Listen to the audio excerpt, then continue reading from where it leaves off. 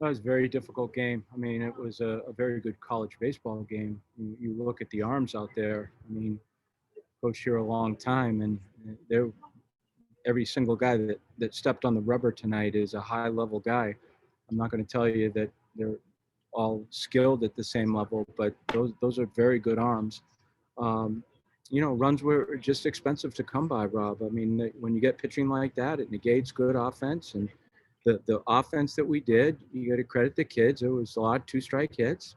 We had those 3 two-strike hits in a row that actually scored the 1 run before Enrique had the sacrifice bunt. But Cooper's hit was the backside 2-strike, 2 out, 2 RBI. So it was just tough, tough sledding for the offense as a whole, both for them and for us.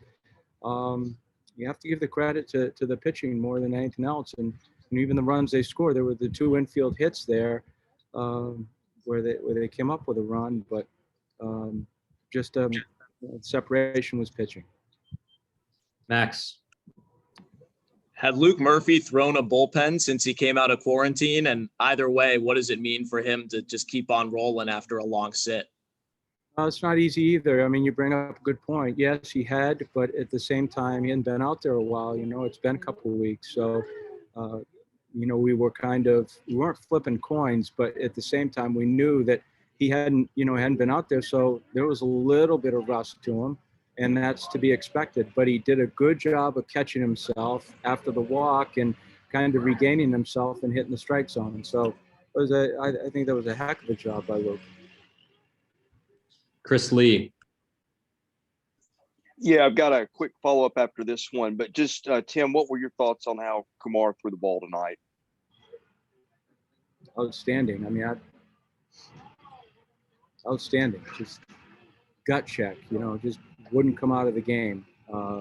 Because after the long inning, Chris, in the bottom of the 7th, we were, I went over to Brownie and said, Brownie, that's probably going to be it right there. I just didn't want him sitting in the dugout too long after throwing 90-something pitches.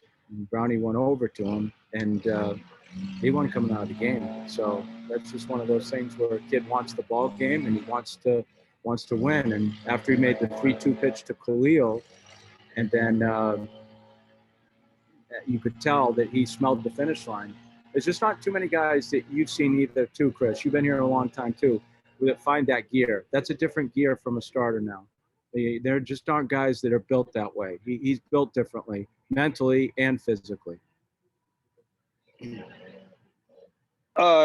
other one I had, what's your update on Dom?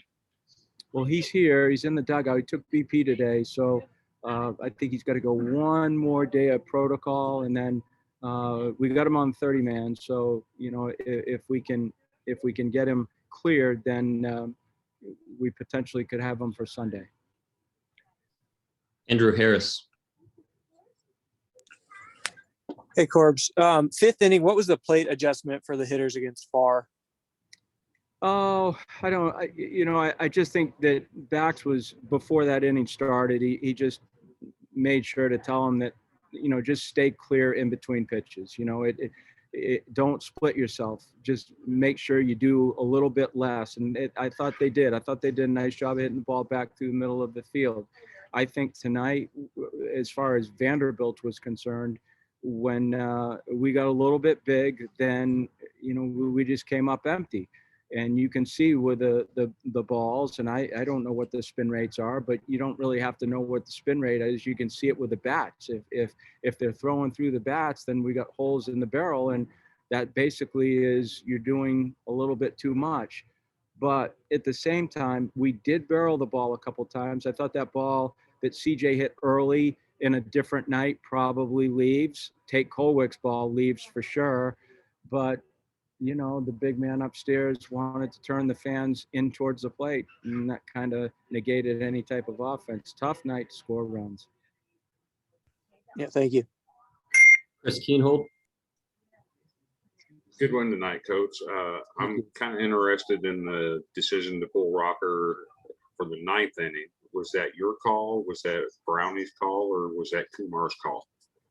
No, well, I mean, that was the end. You could tell that was the end. I mean, for me personally and Brownie, we thought the end was the 7th, but the kid wanted the 8th, so we gave him the 8th. He wasn't going to go past the 8th. I mean, you can't do that. That's steep sledding too. But plus, there was a lot of emotion in that 8th inning too. So when he come out of it, I think that's the time where you see a pitcher exhaust himself. You know that's it, and you just pull the plug. But he went as far as he needed to in that particular game. I think we got time for one more question tonight. Max, go ahead and bring us home. What are you seeing from CJ Rodriguez with all the line contact to show that he's got his full swing back after maybe making a few offers these last couple of weeks? Yeah, I thought he did a really good job of just containing himself and getting deep into at bats. I mean, short, compact swings, get to 2 strikes several times, and kept the bat alive. He just doesn't try to do too much. CJ's at his best when he hit a fastball now. He's the one guy that's handled rocker inside this program in scrimmages, and there are not many people who have done that. But he is a guy that he can hit a fastball, and he can hit a breaking ball too. But when he condenses himself, he's a real good hitter. But, you know, the thing is, Max, and you asked about his offense, that defense behind the plate tonight was spectacular. I mean, he made 8 different blocks, 2 with a runner at third, and I at least 5 or 6 with runner at first, and no one moved up a base. There were no extra bases. And in that particular game, that would have been very, very costly. Neither team gave the other any free bases, and we were very fortunate tonight to do that. CJ was great behind the plate. Thanks, Coach, for your time tonight. Have a good night, everybody. Yeah, thank you, guys. Thanks, Corbs. Thanks.